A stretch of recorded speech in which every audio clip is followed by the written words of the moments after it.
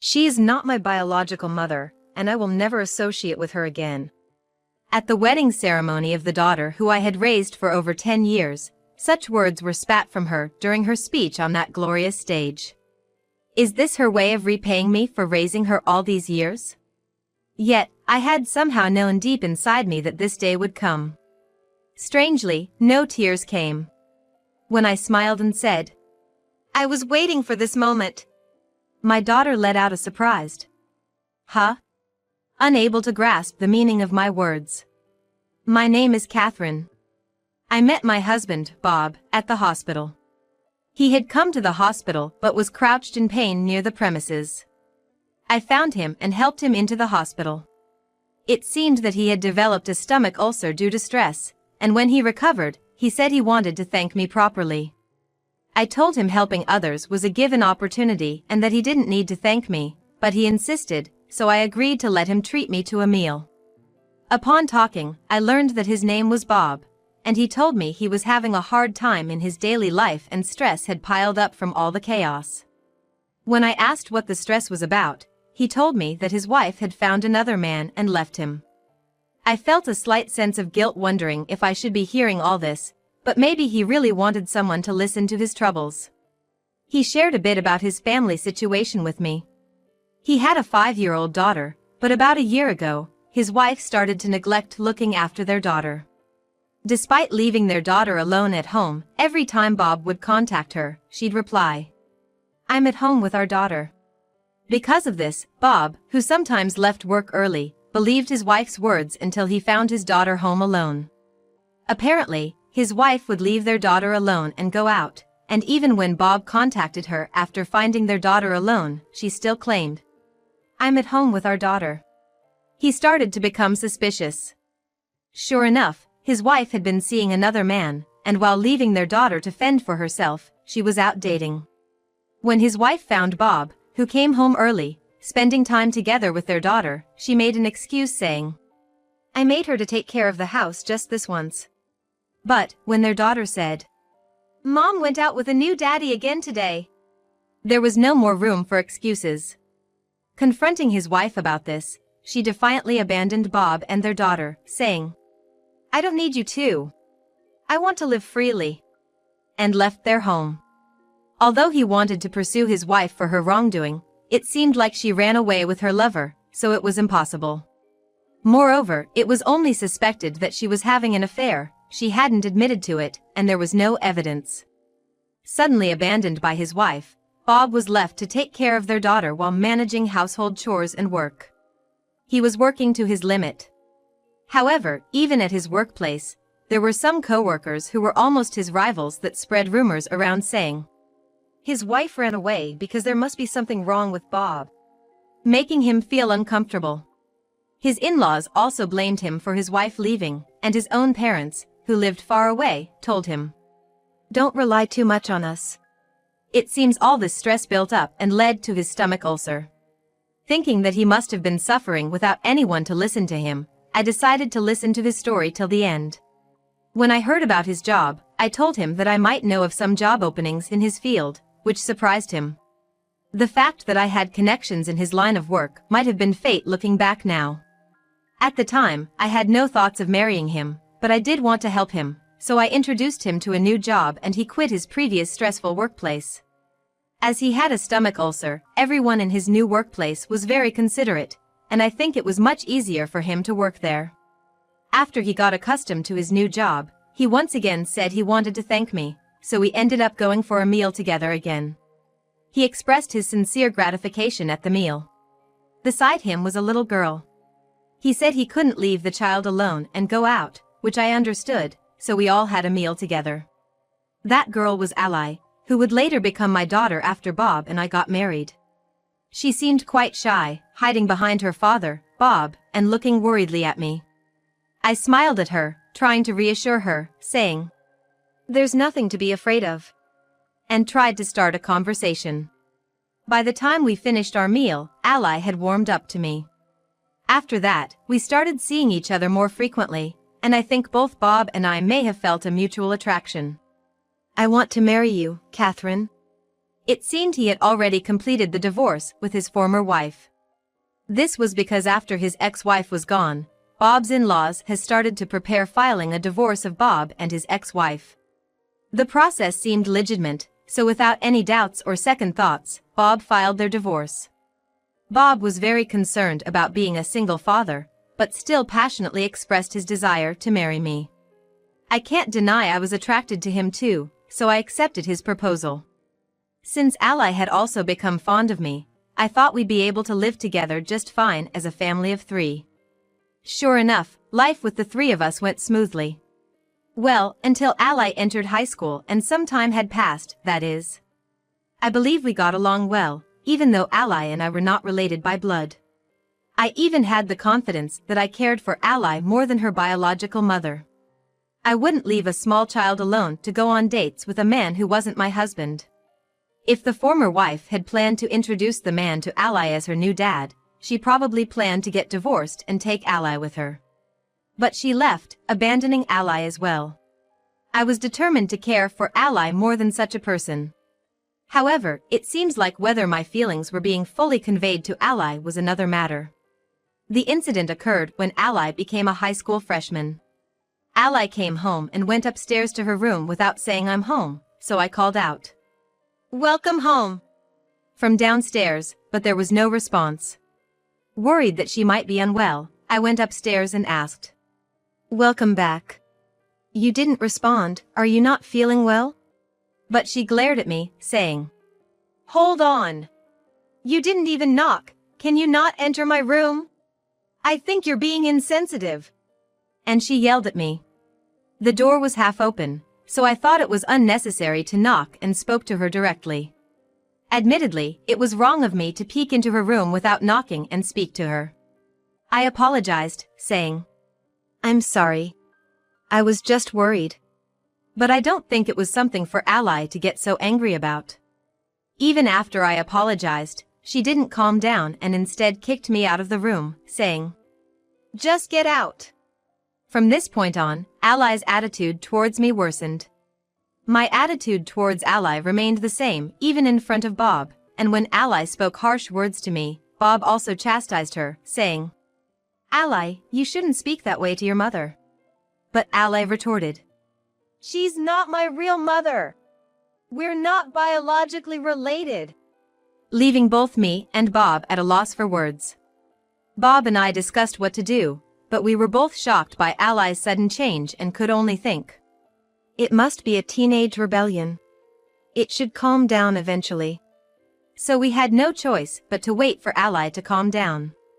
But Ally's rebellion against me never subsided, and even when she was about to graduate from high school, she still acted hostile towards both me and Bob. Honestly, hearing, "We're not related by blood," over and over does stress me out. So, considering our emotional well-being and hoping that Ally would calm down, Bob and I decided that Ally should live alone while attending college. We thought that by living alone and interacting with various people at college, she would broaden her perspective and reconsider her attitude towards us.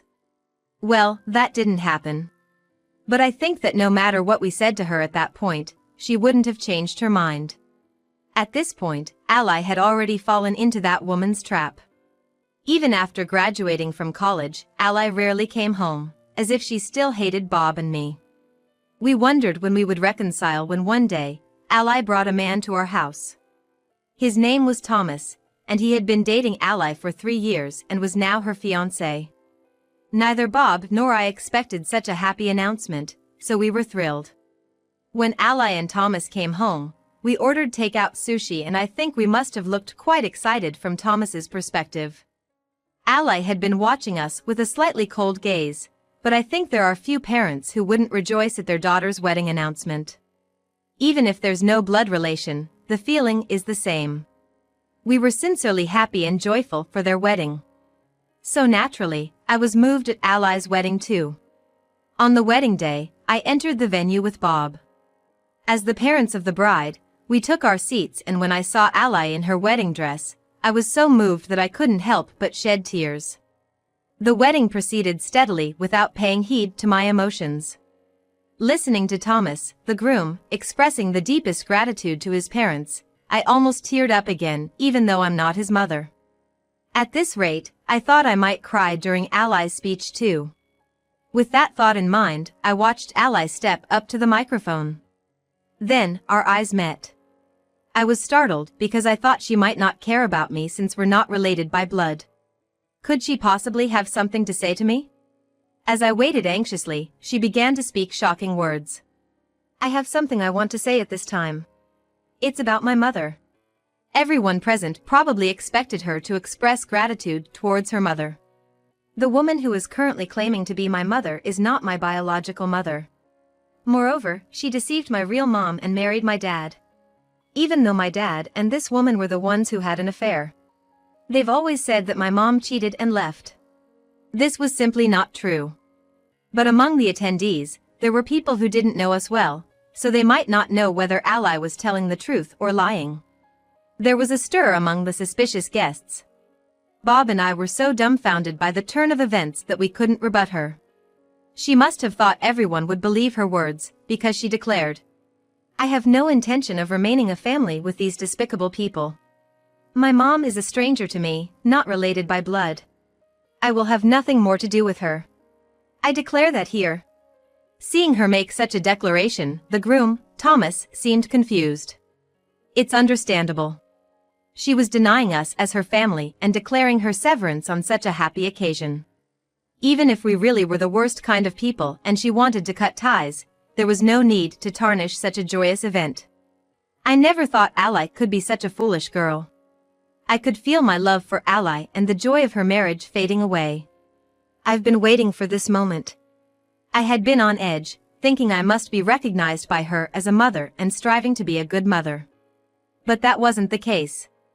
Even among family, there are people who just don't get along. Perhaps Ally and I were those people, even after becoming a family. Even if we didn't get along, there should be room for compromise, but Ally wouldn't give an inch. Why should I have to try so hard for such a person? I might have been waiting for a chance to not worry about Ally anymore. And that chance was now. Huh? Ally let out a surprised voice, perhaps because my reaction was different from what she imagined. But neither Bob nor I cared about Ally's confusion. Well, shall we go home then? It seems like we're not being recognized as parents here. You're right. I'm not in the mood to celebrate such a ceremony, especially after being falsely accused of having an affair. Bob nodded at my words, and we held hands as we left the ceremony hall. Is that really true? No way, it must be a lie. The hall buzzed with the whispers of those who couldn't quite believe what Ally had said. Amidst this, as we headed towards the exit, a disheveled woman who seemed to have arrived late hurried in, crying out, I'm the real mother of the bride. As she entered the hall, Bob reached out in front of me, as if to protect me from the woman, but she didn't even look at us. Instead, she strode to the seats we had just left, plunked herself down, and started demanding, Come on, hurry up and serve the food and drinks. The guests who were attending the ceremony were comparing us, the couple, with the woman, with a baffled expression. Just from observing this situation, it would be easy to infer who would commit something dishonest, like cheating. The woman, who had put on thick makeup and began making a scene about alcohol and food as soon as she arrived, was Bob's ex-wife and Ally's real mother, Wanda. Bob and I had known all along that she was in touch with Ally. Wanda had first approached Ally during her freshman year in high school. Around the same time, Ally had started to show an awful attitude towards Bob and I. When Wanda met Ally in secret, she told her that the reason they had been separated all this time was because of a trap Bob and I had set. She claimed that it was actually Bob who had cheated, with the other woman being me, and that Wanda had been distanced from Ally by every possible means. Ally believed her mother's words and began to treat us harshly, likely planning to call her real mother after condemning us at the ceremony. I never thought she'd actually invite her to the wedding. Wanda probably approached Ally because she wanted money. How do you know that? As we were on our way home, Bob shared his thoughts about Wanda, prompting me to ask him. Well, if she approached Ally when Ally was in high school, Ally was at an age where she could choose her own guardian, right? But Wanda didn't try to get custody of Ally.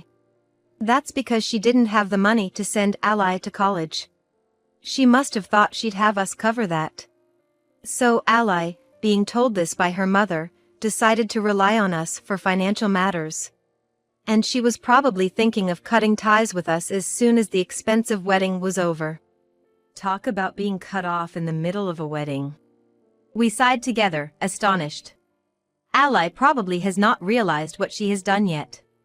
She ruined not only her own big day but also that of the groom, Thomas, by inviting her greedy, uncouth mother to the wedding and cutting ties with us. She doesn't seem to have any idea how this will affect her in the future. As soon as we arrived home, we received a call from Ally. Answering the call, Ally's voice came through, sounding pained. "What should I do? My engagement has been called off." "Wait, what happened?" I asked, playing dumb. "Don't play dumb. The lawyer my father hired showed up with evidence of Mom's affair."